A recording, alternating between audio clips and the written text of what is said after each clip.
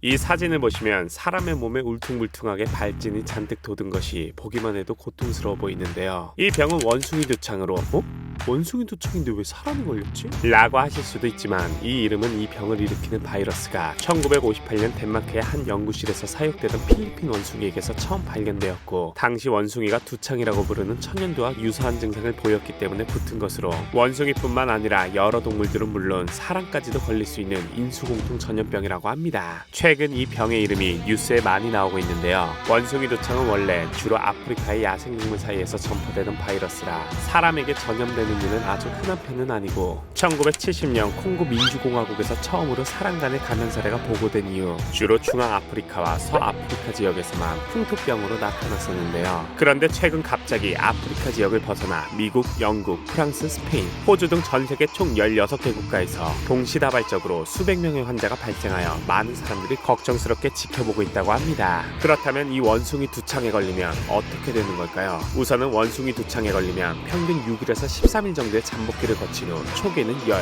오한, 두통, 근육통, 탈진같이 일반 독감이나 코로나19에 걸렸을 때와 비슷한 증상이 나타나다가 며칠 후부터는 얼굴에서부터 수도와 비슷한 물집 같은 발진이 나타나기 시작해 손을 비롯한 전신으로 퍼진다고 합니다. 백신 개발 덕에 이제는 역사 속의 병이 되었지만, 과거에는 사람들을 호랑이만큼이나 두려움에 떨게 만들었던 천연두의 친척이라고도 할 수 있는데, 전파력과 위험성은 좀 낮아 일반적으로는 약 3%에서 6%, 의료 환경이 낙후된 지역에서는 최대 10%까지의 치명률을 보인다고 합니다. 대부분의 사람들은 2주에서 4주 뒤에 자연회복이 가능하지만, 중증의 증상을 보이는 일부 경우에는 폐출혈로 이어져 심하면 사망에 이를 수도 있다고 해요. 전용 치료제는 없지만 항바이러스제를 이용해 치료가 가능하고, 기존의 천연두 백신을 맞으면 85%에 이르는 예방 효과를 보여 세계보건기구인 WHO는 너무 걱정할 필요는 없다고 사람들을 안심시키고 있는 상황인데요. 그래서 원숭이 두창에 걸리는 경우에 대해 말씀드리자면, 원숭이 두창을 일으키는 바이러스는 사람의 피부, 호흡기, 점막을 통해 체내로 들어올 수 있기 때문에, 바이러스에 감염된 동물에게 물리거나 감염된 동물의 피 혹은 체에게 접촉할 경우,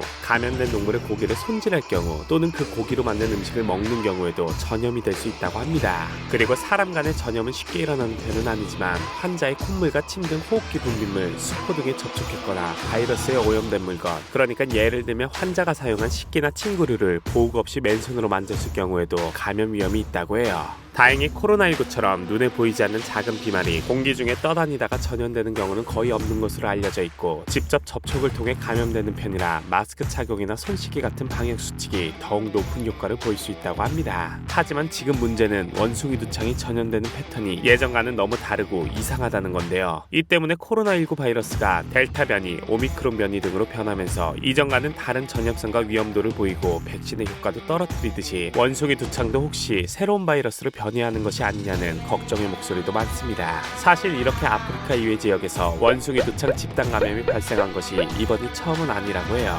하지만 이 이전에는 아프리카에 살던 설치류 동물을 미국으로 수출하면서 바이러스가 같이 옮겨갔다는 정확한 전파 경로가 알려진 데 비해, 이번에는 감염자의 대다수가 몇 년 동안 해외여행을 한 적도 없고 초기 확진자들끼리 서로 명백한 접점도 없는데, 전 세계 여기저기에서 갑자기 환자가 나와 일부 지역에서는 이미 지역사회 전파까지 시작되고 있는 상황이라고 합니다. 이미 확진자 수가 1970년 이후로 이번 사태 전까지 아프리카 이외 지역에서 발생한 역대 환자 수를 훌쩍 뛰어넘다 보니, 바이러스의 변이가 일어났던가 아니면 최소한 이전에는 없었고 우리가 모르는 새로운 전파 수단이 나타난 것이 아니냐는 걱정이 나오는 것이죠. 하지만 다행히 전문가들은 코로나19 바이러스의 유전자는 변이가 쉽게 일어나는 물질로 만들어져 있지만, 원숭이 두창을 일으키는 바이러스는 종류가 달라 유전자가 쉽게 변하지 않는 물질로 되어 있어 변이가 생겼을 가능성은 그렇게 높지 않다고 합니다. 하지만 절대 변하지 않습니다 라고 보장할 수는 없기 때문에 완전히 안심하기에는 어렵고, 앞으로도 과학자들은 해답이 나올 때까지 눈에 불을 켜고 현재 상황을 주시할 것 같아 보이네요. 다행히 전 세계적으로 아직까진 사망자가 나오지 않았으며, 국내에는 아직 환자조차 발생하지 않아 자라보고 놀란 가슴 소뚜껑 보고 놀란다고 부디 지금의 걱정이 우리의 일상을 멈춘 코로나19에 놀란 인류가 지나친 걱정을 하는 거였으면 좋겠습니다.